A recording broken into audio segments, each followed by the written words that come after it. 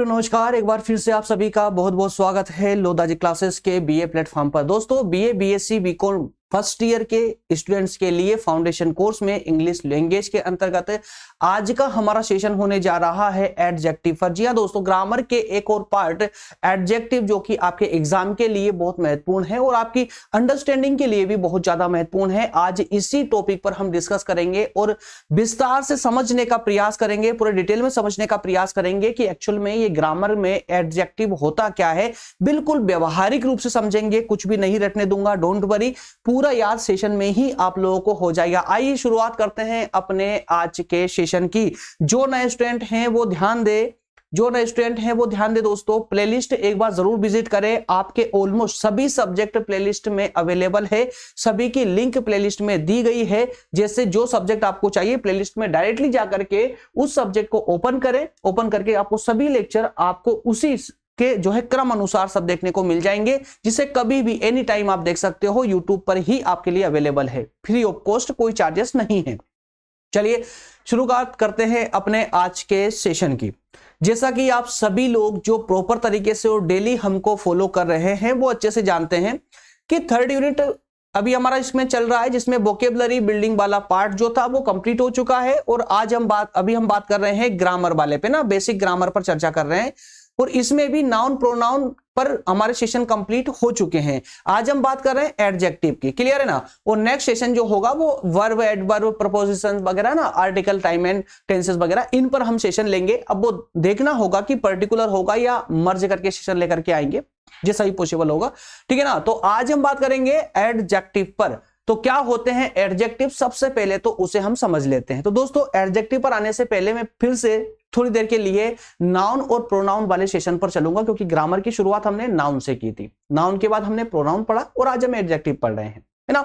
तो हमने अभी इससे पहले के सेशनों में सबसे पहले हमने नाउन देखा था ग्रामर के अंदर, उसके बाद में हमने प्रोनाउन देखा, है ना, प्रोनाउन को पढ़ा।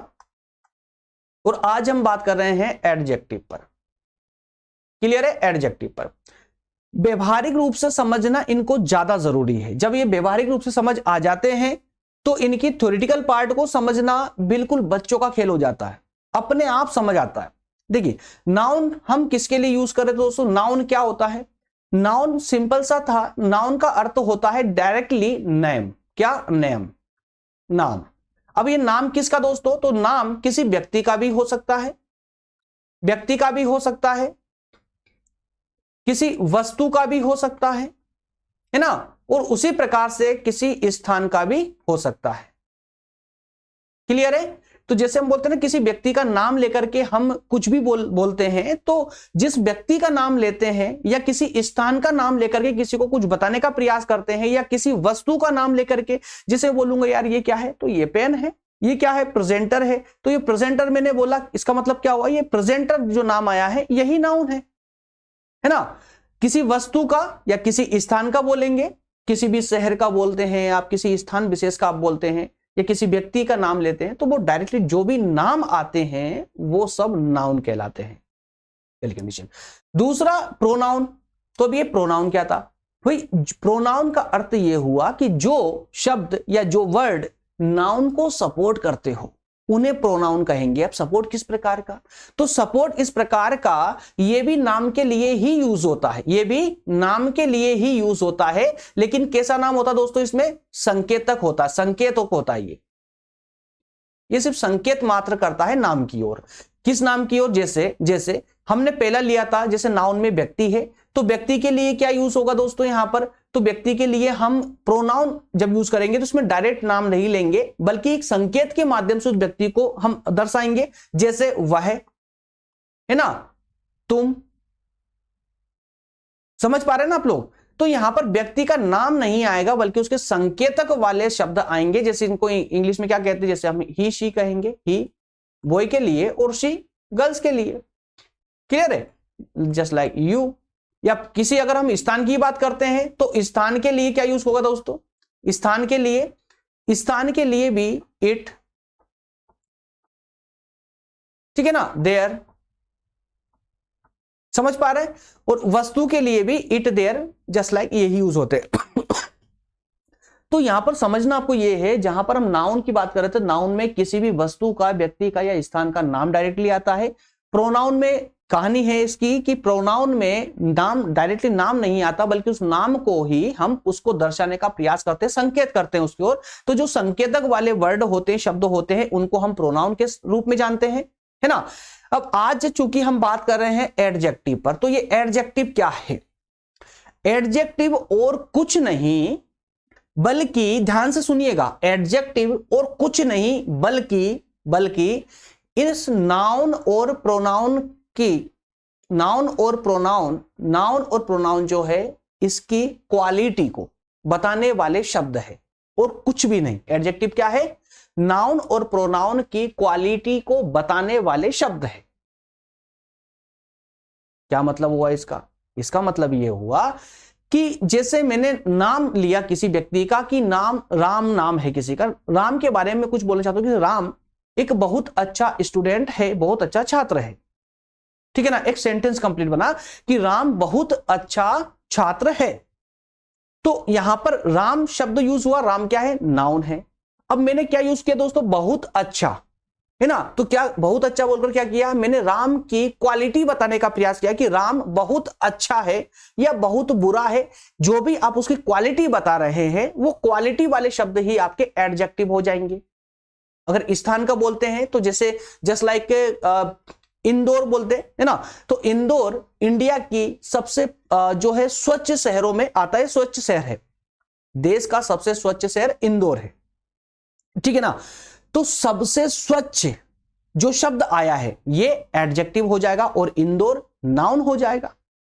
वस्तु की बात करें, ताजमहल, तो ताजमहल जो है एक सिंबल ऑफ लव कहा जाता है ना। तो ये सिंबल ऑफ लव जो कहा मैंने, ये इसकी विशेषता है। तो विशेषता बताने वाला जो प्रत्येक शब्द होता है, वो प्रत्येक शब्द एडजेक्टिव कहलाता है। आई थिंक समझ चुके होंगे आप लोग, है ना। व्यवहारिक रूप से खाली इतना समझिए। अब आगे बात करते हैं थ्योरेटिकल पार्ट पर आते हैं जरा, है ना। अब इसको समझना बिल्कुल बहुत आसान हो चुका आप लोगों के लिए। बस अब ध्यान से सुनते चलिएगा, कुछ भी अब आपको रटने की आवश्यकता नहीं है। बस जितना बताया ना उतना ध्यान से चलते चलिए, क्योंकि मैं एक स्टेप बाय स्टेप आप लोगों को बताता हूं। ऐसा नहीं एकदम पूरा एक साथ नहीं डाल सकता, नहीं तो आपका बर्डन बढ़ जाएगा और आप कंफ्यूज होने लग जाओगे, है ना। तो आइए अब शुरू करते हैं मीनिंग ऑफ एडजेक्टिव। एडजेक्टिव को समझते हैं। व्यवहारिक रूप से समझ लिया ना आप लोगों ने। व्यवहारिक रूप से क्या होता है? नाउन और प्रोनाउन की विशेषता बताने वाले जो भी शब्द होते हैं वो सबके सब एडजेक्टिव कहलाते हैं। अब इनका यूज कैसे होता है, क्या होते हैं, आइए देखिए। Adjectives are words that indicate some quality of noun and pronoun. Noun या प्रोनाउन, समझिएगा क्या कहा इस सेंटेंस ने। क्या कहा? एडजेक्टिव वो शब्द है जो नाउन और प्रोनाउन की विशेषता अर्थात की क्वालिटी के बारे में बताते हैं। अब नाउन की क्वालिटी प्लेस के बारे में बताएंगे, लिविंग ऑब्जेक्ट के बारे में बता रहे हैं, या पर्सन के बारे में बता रहे हैं, किसी वस्तु के बारे में या उस वस्तु की कंडीशन के बारे में बता रहे हैं, है ना। तो अलग अलग स्थिति को जो शब्द दिखाते हैं नाउन की या प्रोनाउन की, उसको हम एडजेक्टिव कहेंगे। और एग्जांपल समझिए। Adjective have neither gender nor number. देखिए कुछ एडजेक्टिव ऐसे होते हैं, एडजेक्टिव जो वर्ड होते हैं ना, कुछ वर्ड ऐसे हैं, कुछ एडजेक्टिव ऐसे हैं जो ना तो जेंडर में आएंगे और ना नंबरों में आएंगे।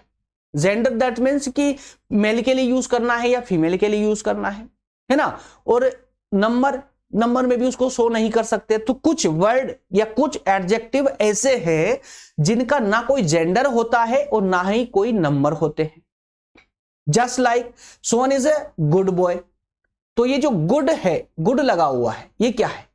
ये जो गुड है यही नाउन की विशेषता बताने वाला शब्द है, गुड। इसलिए क्या हो जाएगा दोस्तों? एडजेक्टिव हो जाएगा, क्योंकि सोहन की विशेषताओं को बता रहा है, कह रहा है कि गुड बॉय है ना। तो ये गुड बॉय, अब इस गुड को ना तो हम जेंडर, देखिए गुड को जो है हम गर्ल्स के साथ भी यूज कर सकते हैं और बॉय के साथ भी यूज कर सकते हैं। इसलिए कह सकते हैं कि ये जो गुड है ये ना तो जेंडर होगा, ना जेंडर में डिपेंड होगा, ना ही नंबरों में होगा, है ना। कि कितना गुड है ये तो नहीं बताएंगे ना, ठीक है ना। तो जेंडर और नंबर से ये पूरी तरह से स्वतंत्र है ये वाला शब्द। ये शब्द कौन से शब्द? जो इस प्रकार के हैं जिनका जेंडर और नंबर नहीं होते हैं। ठीक है, देखिए जैसे कि सोहन के साथ हमने यूज किया, उसी प्रकार से रश्मि के साथ यूज कर लिया, गुड गर्ल, है ना, एक ही फॉर्म में यूज हुआ है ना। इसी प्रकार से I am reading an interesting novel this days. Interesting, क्या? Interesting novel, interesting word use हुआ है ना, इंटरेस्टिंग, यही तो एडजेक्टिव है, क्योंकि नोवेल की विशेषता बता रहा है, इंटरेस्टिंग नोवेल, है ना। इसी प्रकार से आई हैव रीड, देखिए आई हैव रीडिंग मतलब कि प्रेजेंट है, ये पढ़ रहा हूं प्रेजेंट टाइम में, और क्या? आई हैव रीड, मैं पढ़ चुका हूं, अब पास्ट में चले गए, मैनी इंटरेस्टिंग नोवेल, कई सारी नोवेल। तो यहां पर हमने सिंगुलर, पहले वाले सेंटेंस में इसमें हमने सिंगुलर नोवेल की बात की थी, एक नोवेल की बात की थी, सिंगुलर है। और फोर्थ वाले में, नेक्स्ट वाले में I have read many interesting novel मतलब कि प्लूरल अर्थात कि बहुवचन, बहुत सारी नोवेल्स की बात की है, तब भी यह वर्ड एक ही रूप में इस्तेमाल हुआ है। समझ पाए आप लोग? तो यहां पर सिर्फ मैंने इतना कहा है कि कुछ एडजेक्टिव्स, मैंने ये नहीं बोला कि सभी एडजेक्टिव, कुछ एडजेक्टिव ऐसे होते हैं जिनका ना कोई जेंडर होता है और ना कोई नंबर होते हैं। इतनी बात समझ आई ना? आइए अब इसके और भी आपको प्रकार देखने हैं, कुछ अलग अलग फॉर्मेट देखने हैं, चलिए उनको शुरुआत करें। उससे पहले एक छोटी सी लाइन है, जरा इसको भी हम समझ लेते हैं, ध्यान दीजिएगा। ग्रामरियंस have given several kind of adjectives. Grammar में कई प्रकार के, कई और भी प्रकार के जो है एडजेक्टिव होते हैं, कई प्रकार के एडजेक्टिव होते हैं। However list is too big. Grammar में एडजेक्टिव कई प्रकार के होते हैं, इनकी लिस्ट लंबी लिस्ट है, इसको यहां पर दर्शाना पॉसिबल नहीं है, याद रखिएगा, यहां पर दर्शाना पॉसिबल नहीं है। एडजेक्टिव टेल अस अबाउट, और ये एडजेक्टिव जो होता है ना, ये नंबर को बताते हैं, ऑर्डर अर्थात क्रम को बताते हो नंबरों के, कलर को बताएंगे, शेप, रिलेशन, कंडीशन, है ना, डिग्री, मेनी मोर क्वालिटीज, और भी कई क्वालिटीज ये शो करते हैं। मतलब समझिएगा यहां पर एडजेक्टिव जो होते हैं, एडजेक्टिव सिंपल सी कहानी है कि ये नाउन की विशेषता बताते हैं। अब वो विशेषता नंबर में भी हो सकती है कि इतने सारे नंबर, समझ रहे ना, या इतने कम नंबर में, ऑर्डर में भी हो सकता है, क्रम में भी हो सकता है, समझ रहे ना, कलर भी, ठीक है ना, कलर के रूप में विशेषता बता सकता है, शेप के रूप में विशेषता बता सकता है, रिलेशन, कंडीशन, डिग्री, और भी कई सारी क्वालिटीज के रूप में ये एडजेक्टिव नाउन या प्रोनाउन की विशेषताओं को दर्शाते हैं। इसके अलावा ये जो एडजेक्टिव होते हैं, ये जनरली जो है दोस्तों, ये नाउन से पहले आते हैं। कहां पर? नाउन से पहले, come before a noun, noun से पहले आते हैं, ठीक है ना। लेकिन हमेशा याद रखें, वर्ब के बाद में आएंगे, वर्ब के बाद में आएंगे, वर्ब से पहले कभी नहीं आएंगे, ये वर्ब के बाद में आएंगे, ठीक है। आइए कुछ एग्जांपल अब इसके हम देख लेते हैं, कुछ टाइप के देख लेते हैं यहां पर। पहला टाइप है, there are some adjective that describe the quality of shape, size, colour and outward appearance of a noun.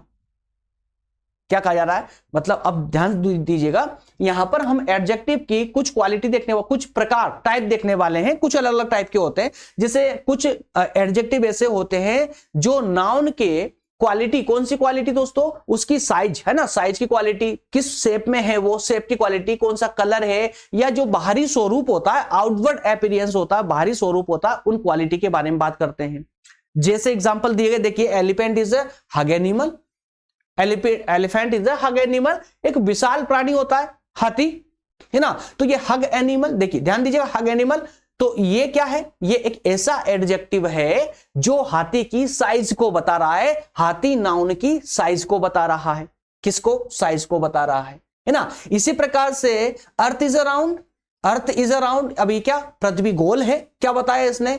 ये पृथ्वी जो नाउन है ना, इसका क्या बताया इसने? शेप बताया है कि त्रिकोण नहीं है, चतुर्भुज नहीं है, बल्कि क्या है? एक सर्कल है ना, एक वृत्त है, एक सर्कल है, ठीक है ना, राउंड है ये, तो शेप बता दिए यहां पर। उसी प्रकार से in the party she came in green sari, क्या बताया? कलर बताया, साड़ी का कलर बताया, ग्रीन साड़ी। इसी प्रकार से my favourite colour is a pink colour, ठीक है ना, कलर की बात हुई है। इसी प्रकार से अ table tennis ball is a very small, clear है, वेरी स्मॉल, क्या हुआ? उसका साइज बताया गया है ना।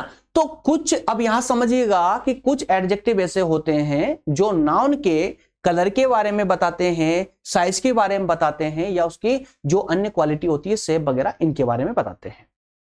उसी प्रकार से कुछ एडजेक्टिव ऐसे भी होते हैं जो ओपिनियन देते हैं कि कौन कितना अच्छा है, कौन कितना बुरा है, कौन फेमस है, कौन फेमस नहीं है, कई प्रकार के और भी। जैसे एग्जांपल के लिए his father is a famous doctor, है ना, कि उसके पिताजी जो हैं वो बहुत ही फेमस डॉक्टर हैं। इसी प्रकार से देखिए नेक्स्ट एग्जांपल है कि floods have created a dangerous situation in Bihar. पानी की जो बाढ़ आती है बिहार में, वो बड़ी एक खतरनाक सिचुएशन होती है, परिस्थिति होती है बिहार के लिए, है ना। उसी प्रकार से नेक्स्ट है doctor told us that patient condition is a critical. Patient condition is a critical, जो हाईलाइट किए गए ना, यही एडजेक्टिव है आपके, है ना, जो हाईलाइट किए गए हैं वो आपके एडजेक्टिव है, याद रखिएगा, ठीक है ना। तो क्रिटिकल ये क्या बता रहा है, ये पेशेंट की कंडीशन को बता रहा है।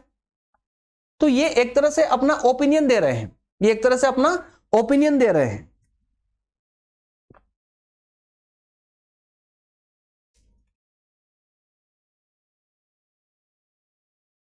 ठीक है, तो ये ओपिनियन वाले हैं, यहां ओपिनियन दिया गया है कि क्रिटिकल कंडीशन कैसी है ना, कुछ इन्फॉर्म किया जा रहा है। जैसे कि कनिंग थी, कनिंग का मतलब क्या हो, चतुर, है ना। तो जो चतुर चोर होते हैं उन्होंने सिर्फ जो है गोल्ड ज्वेलरी, सोने के आभूषण की ही चोरी की है।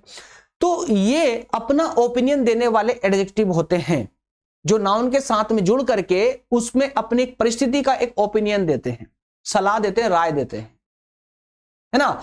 नेक्स्ट कुछ इस प्रकार के भी हो सकते हैं जो नंबर और ऑर्डर को बताते हैं।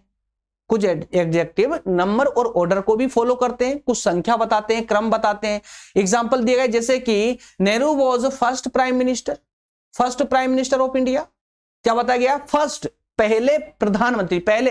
तो क्या बताया दोस्तों, ये क्रम बताया गया है, यहां पर क्रम बताया गया है कि पहले प्रधानमंत्री थे नेहरू साहब, है ना। उसी प्रकार से देखिए यहां पर नेक्स्ट क्रम हमारा last batsman couldn't score any run. जो लास्ट बैट्समैन थे, है ना, उसने कोई रन नहीं बनाया, कोई स्कोर नहीं था उसका रन का। तो ये क्रम था। नंबर की बात कर लेते कि देखिए 5 person were injured in accident में 5 लोगों को चोट आई, 5 लोगों को, तो 5 बताया ना यहां पर, है ना, नाउन को संख्या में दर्शाया। तो ये एडजेक्टिव जो नंबर और ऑर्डर अर्थात क्रम की बात करते हैं, उन ऐसे एडजेक्टिव भी दोस्तों यहां पर ध्यान देने योग्य है। और ये 3 जो कैटेगरी मैंने आप लोगों को बताई है, इसको विशेष याद रखना। एक कैटेगरी मैंने बताई है जो शेप, साइज, कलर, है ना, या आउटवर्ड अपीयरेंस की बात करते हैं। एक कैटेगरी होती है जो ओपिनियन देते हैं, दूसरी कैटेगरी, एक तीसरी कैटेगरी भी होती है जो नंबर और ऑर्डर की बात करते हैं। ये एडजेक्टिव के विशेष प्रकार हैं। ऐसे प्रकारों की तो बहुत लंबी लिस्ट मिल जाएगी आपको, लेकिन विशेष जो प्रकार है बस उसमें आपको ये याद रखने हैं 3, ठीक है ना। चलिए आगे बात करते हैं फॉर्मेशन की। Formation of adjectives. Formation of adjectives में एक बार बता दूं आप लोगों को, देखिए ध्यान दीजिएगा दोस्तों, फॉर्मेशन ऑफ एडजेक्टिव मतलब एडजेक्टिव का निर्माण। फॉर्मेशन ऑफ एडजेक्टिव की लिस्ट वाकई में बहुत लंबी है, और वो लिस्ट, एक लंबी लिस्ट आपकी पुस्तकों में भी आपको मिल जाएगी, लेकिन यहां पर आवश्यकता है इंपॉर्टेंट और आवश्यक को पढ़ने की। बाकी अगर आपने जितना मैं पोर्शन यहां पर लेकर के आया हूं, है ना, फॉर्मेशन ऑफ एडजेक्टिव का इतना पोर्शन अगर आपने समझ लिया, तो जो मैं छोड़ रहा हूं यहां पर, छोड़ के जा रहा हूं ना, जो आपकी पुस्तक में है और मैं नहीं बता रहा हूं, उनको सिर्फ सिंगल रीडिंग में आप लोग समझ जाएंगे। सिंगल रीडिंग में आपको कोई मेहनत नहीं करनी पड़ेगी। बस ध्यान दीजिएगा, फॉर्मेशन ऑफ एडजेक्टिव पर मैं दो विशेष प्रकार के एडजेक्टिव की बात करने वाला हूं, और उसमें भी पहले वाला तो ठीक है, सिंपल है, सेकंड वाला भी सिंपल ही है, लेकिन उस सिंपल सेकंड वाले के अंदर भी कुछ टाइप है। तो सेकंड वाले के अंदर के जो टाइप है उसमें से मैं सिर्फ 4 पॉइंट लेकर के आऊंगा, 4 पार्ट समझाऊंगा, 4 टाइप बताऊंगा। बाकी के टाइप आप अपनी पुस्तक से पढ़ के भी आसानी से समझ सकते हैं। ध्यान देखिए, फॉर्मेशन ऑफ एडजेक्टिव की अगर हम बात करें तो adjective can be classified into 2 categories. जो भी एडजेक्टिव है, जितने भी एडजेक्टिव होते हैं, हम उनको 2 कैटेगरी में डिवाइड कर सकते हैं, है ना। 2 कैटेगरी में क्लासिफाइड कर सकते हैं। कौन कौन सी 2 कैटेगरी? एक तो होती है ओरिजिनल एडजेक्टिव्स। कौन से होते हैं? ओरिजिनल एडजेक्टिव, ओरिजिनल जो वास्तविक होते हैं, है ना, जो अंग्रेजी के मूल निवासी है, समझ रहे ना। तो एक फॉर्मेशन होगा इसका कौन सा? ओरिजिनल एडजेक्टिव का। और दूसरा फॉर्मेशन होगा composed from other words. Composed from other words मतलब ये मूल निवासी नहीं है, कहीं और से आए, बाहर से आए हैं, है ना। मतलब ये कि ऐसे एडजेक्टिव जो दूसरे शब्दों से बनाए जा रहे हैं, और दूसरे शब्दों से कहां से? मैक्सिमम या तो नाउन से बनेंगे या वर्ब से बनेंगे। कहां से? या तो नाउन से बनेंगे या फिर वर्ब से बनेंगे। तो कुल मिलाकर के एडजेक्टिव जो है दो प्रकारों के हो सकते हैं, मतलब दो कैटेगरी में हम इसको रख सकते हैं, एक ओरिजिनल वाली कैटेगरी में और एक जो दूसरे शब्दों से बने हैं। दूसरे शब्द दैट मीन्स नाउन और वर्ब से, ठीक है ना। तो आइए कुछ एग्जांपल हम या नाउन से बने हुए शब्दों का भी देखेंगे और कुछ हम वर्ब से बने हुए शब्दों का भी देख लेंगे, जिससे आपका दोनों ही डाउट क्लियर हो जाएगा, ठीक है ना। तो सबसे पहले एग्जांपल लेते हैं ओरिजिनल एडजेक्टिव का। जी हां, ओरिजिनल एडजेक्टिव दोस्तों, ओरिजिनल एडजेक्टिव जैसे ध्यान दीजिएगा, there are no tall building in a village. क्या कहा जा रहा है कि गांव में कोई भी बहुमंजिला या ऊंची इमारतें नहीं है। गांव में कोई ऊंची इमारतें नहीं होती है। तो इमारत के साथ में टॉल वर्ड यूज हुआ है, क्या है ये? क्या है ये? ओरिजिनल एडजेक्टिव है। क्यों कहा जा रहा है ओरिजिनल? ये टॉल आप सिर्फ बिल्डिंग ही नहीं किसी के भी साथ लगाइए, ये टॉल ही रहेगा, लंबा ही रहेगा, है ना। इसे आप पर्सन के साथ भी यूज कर सकते हैं, आप इसे सिचुएशन के साथ भी यूज कर सकते हैं, आप इसे किसी वस्तु के साथ भी यूज कर सकते हैं, किसी के भी साथ यूज करें, ये ओरिजिनल वर्ड है, ये ओरिजिनल वर्ड है, इसीलिए इसको ओरिजिनल एडजेक्टिव कहा गया है। इसी तरह से John has sold old house. Old house, अब ये ओल्ड क्या जरूरी है हाउस के साथ ही लगेगा? किसी के भी साथ लगा सकते हो ना, है ना। Abdul Kalam was a very gentle person. अब जेंटल सिर्फ क्या कलाम साहब के साथ ही लगाना जरूरी है? आप किसी भी विद्वान के साथ लगा सकते हो, है ना, समझ रहे ना। तो ये भी क्या है? ओरिजिनल एडजेक्टिव है। उसी प्रकार से थिक फॉरेस्ट मतलब घना जंगल, है ना। ही ड्रोव इन अ हाई, माफ कीजिएगा, he drove in the night through a thick forest. वो जो है घने जंगल से रात में निकल के आ रहा था, ठीक है। तो ये जो थिक है आप किसी के भी साथ लगाइए। तो जिस एडजेक्टिव का आप किसी के भी साथ यूज कर सकते हो उसी फॉर्मेट में वो ओरिजिनल एडजेक्टिव होते हैं। क्या इतनी सी बात समझ आई मेरी आप लोगों को? आई है तो फिर आगे बढ़ते हैं, या क्यों रुके। चलिए अब हम बात करते हैं उस कैटेगरी की जहां पर दूसरे शब्दों से इसका निर्माण हुआ हो, एडजेक्टिव का। अब देखिए अभी इसमें हम समझ रहे हैं नाउन वाले से, ठीक है ना। जिन एडजेक्टिव्स का निर्माण नाउन वाले शब्दों से हुआ हो उसकी बात करेंगे। देखिए पहला एग्जांपल है, पहले एग्जांपल कहा जा रहा है कि Tata want to establish car factory in West Bengal. पश्चिम बंगाल, टाटा कंपनी जो है पश्चिम बंगाल में अपनी कार की फैक्ट्री डालना चाहती। अब देखिए ये फैक्ट्री जो है दोस्तों ये तो हो गया आपका नाउन, है ना, क्योंकि फैक्ट्री का क्या है? नाम है ना ये, तो ये नाउन हो चुका है। लेकिन कौन सी फैक्ट्री? तो उसको स्पेशली बताने के लिए क्या यूज किया गया है? कार यूज किया गया है, ठीक है। तो ये नाउन से जुड़ा हुआ वर्ड है। क्या है? नाउन से जुड़ा हुआ वर्ड है, इसलिए इसे हम क्या कहेंगे? इसे हम वो एडजेक्टिव कहेंगे जिसका निर्माण या जिसका फॉर्म या जिसका निर्माण जो हुआ है वो दूसरे शब्दों में भी नाउन से इसका निर्माण हुआ हो। क्लियर है? इसी तरह से अगला एग्जांपल देखिए, woollen dress are generally warm in winter, ठीक है ना। तो जो वुलन कपड़े होते हैं ये सर्दियों में भी स्वभाव गर्म रहते, ठीक है, गर्म रहते, जनरली वार्म इन अ विंटर, ठीक है। तो समझ गए ना आप लोग, ठीक है। तो वार्म इन विंटर, है ना। उसी प्रकार से some people are born with the silver spoon, है ना। कहते हैं ना कुछ लोग जो है मुंह में चांदी की चम्मच दबाकर पैदा होते हैं, है ना। तो कुछ लोग चांदी की चम्मच को लेकर पैदा होते हैं। तो यहां पर जो सिल्वर स्पून है तो ये भी नाउन की क्वालिटी को बता रहे हैं, इसलिए ये भी स्पेशल एडजेक्टिव हो जाएंगे जो नाउन से जिनका फॉर्म हुआ है, जिनका निर्माण नाउन से हुआ है। उसी तरह से एग्जाम्पल है his grandfather is ill and bedridden, उसके दादाजी बीमार है और बिस्तर पर है, बेड रिटर्न। बताइए कोई डाउट है इसमें? तो पहले में हमने बात की है उन एडजेक्टिव की जो स्वतंत्र है, जो स्वतंत्र है, रियल है, ओरिजिनल है। और अब हम बात कर रहे हैं उन एडजेक्टिव की जिनका निर्माण दूसरे शब्दों से हुआ है, जिनका फॉर्मेशन दूसरे शब्दों से हुआ है। और दूसरे शब्द में मैं प्रारंभ में ही बोल चुका हूं, दूसरे शब्दों में बहुत सारे शब्द मत ले लीजिए, सिर्फ नाउन को लेना है और वर्ब को लेना है, जिनका निर्माण या तो नाउन से होगा या नाउन के लिए होगा। क्यों? क्योंकि ये नाउन के पहले यूज किए जाते हैं और वर्ब के बाद में यूज किए जाते हैं, इसलिए या तो इनका निर्माण नाउन से होगा या फिर वर्ब से होगा। तो नाउन वाले में इस प्रकार से होगा। जब हम फैक्ट्री की बात करेंगे तो कौन सी factory, bike factory, car factory है, जो भी फैक्ट्री, उस नाउन का यूज करेंगे। समझ पा रहे हैं ना? इसी प्रकार से, इसी तरह से दूसरा फॉर्मेशन हो सकता है आपका अलग अलग वर्ब से, अलग अलग वर्ब से अलग अलग शब्दों का निर्माण। जैसे एग्जांपल देखिए, even in old age he is an active member of club,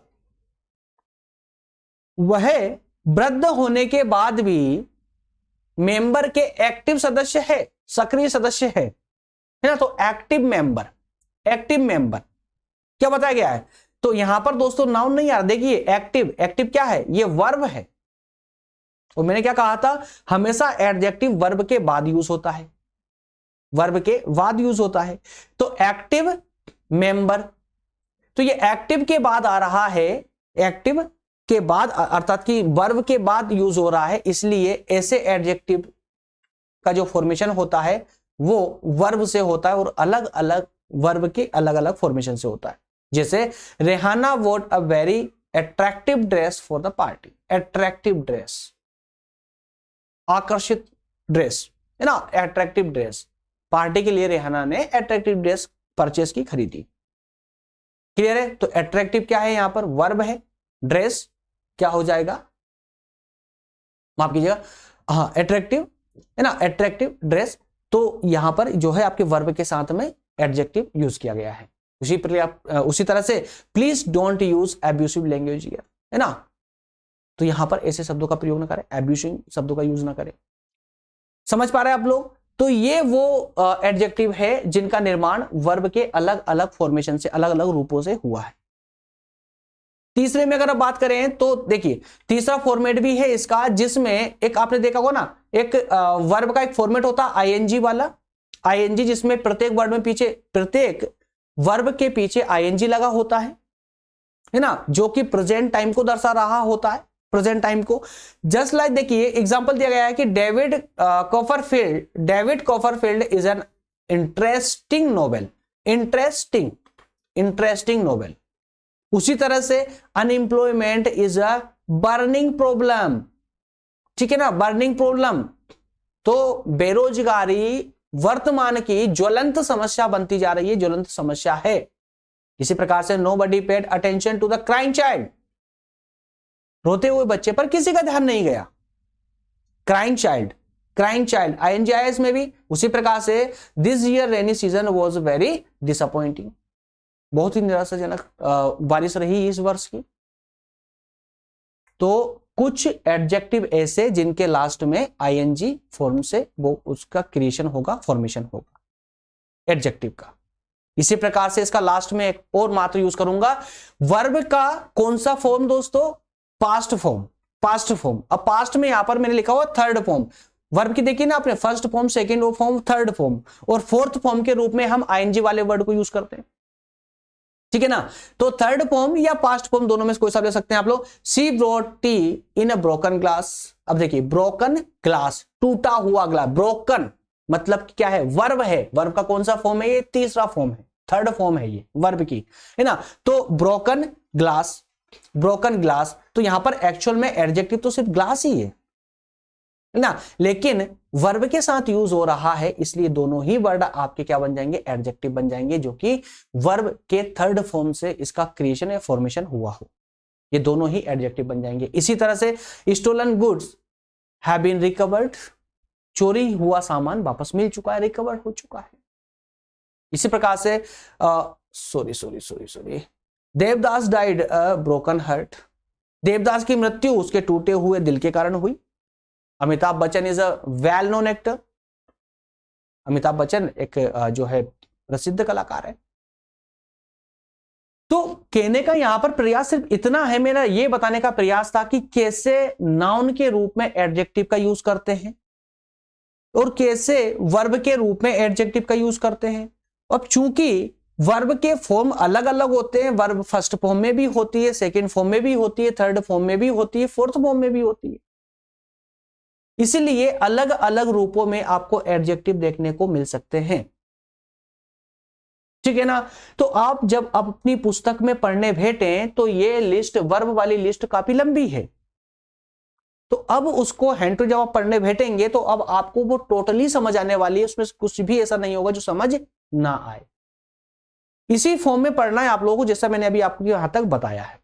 clear है। चलिए, तो इसी के साथ आज का सेशन हम करते हैं कंप्लीट, और अब नेक्स्ट सेशन जो हमारा होगा वो होगा दोस्तों, अब आएगा वर्ब पर, वर्ब को, और कोशिश करेंगे कि एडवर्ब भी इसी के साथ में ऐड कर ले, लेकिन ज्यादा लेंदी सेशन नहीं होना चाहिए, कोशिश करेंगे, नहीं तो वर्ब पर पहला सेशन आएगा, सेकंड, फिर उसके बाद में एडवर्ब पर आ जाएगा, क्या प्रॉब्लम है। ठीक है ना। ओके फ्रेंड्स, मिलते हैं नेक्स्ट सेशन में। हाँ, जिन लोगों ने अभी तक टेलीग्राम या व्हाट्सएप ग्रुप को ज्वाइन नहीं किया, चाहे तो कर सकते हैं ना, ऐसा कंपलसरी नहीं है, चाहे तो कर सकते हैं।